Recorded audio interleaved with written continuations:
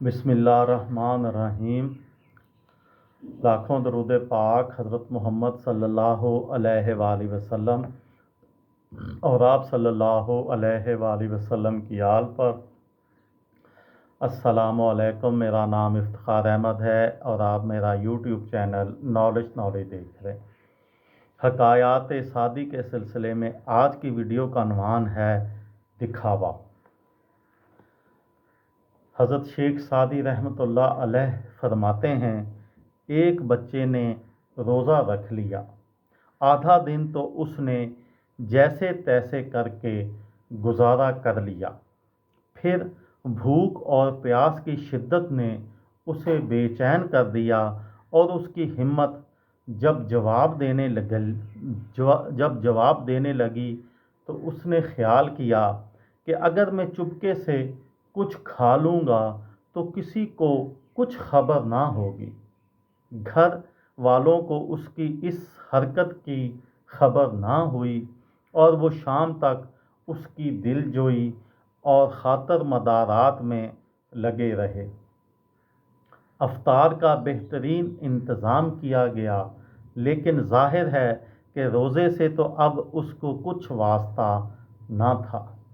हज़रत शेख सादी रहमतुल्लाह अलैह फरमाते हैं कि बूढ़ा शख्स इस बच्चे से ज़्यादा नादान है। वो बूढ़ा शख्स उस बच्चे से ज़्यादा नादान है जो दिखावे के लिए रोज़ा रखता है और नमाज़ें पढ़ता है। इबादत वही खालिस है जो ख़ास अल्लाह अज़्ज़वजल की खुशनुदी के लिए की जाए। ऐसी नमाज़ें जिनमें दिखावा हो वो जहन्नम की जानब धकेल देंगी। ये नमाज़ें लोगों में मकबूलियत और नेक नामी हासिल करने के लिए पढ़ी जाती हैं, और अगर नमाजी का मकसद मोहिज़ मखलूक की खुशनुदी है तो नमाजी का मुसल्ला आग के अंगारों पर बिछा हुआ है।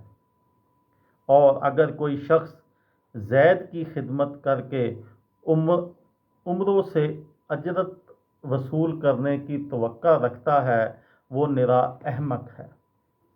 आप सल्लल्लाहु अलैहि वसल्लम फरमाते हैं कि वो शख्स उस बच्चे से ज़्यादा नादान है जो रियाकारी से इबादत करता है, नमाज़ें पढ़ता है और दिखावे के लिए रोज़ा रखता है कि वो भी दिखावे के लिए।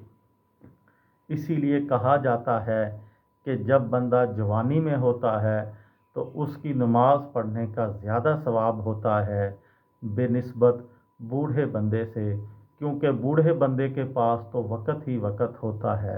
जवानी में बंदे के पास वक़्त नहीं होता, लेकिन अगर वो उस वक़्त खलूस के साथ इबादत करे तो उसका दर्जा बहुत ज़्यादा है। अल्लाह ताला हम सब को अमल करने की तौफीक अता फरमाए। ये थी मेरी आज की वीडियो।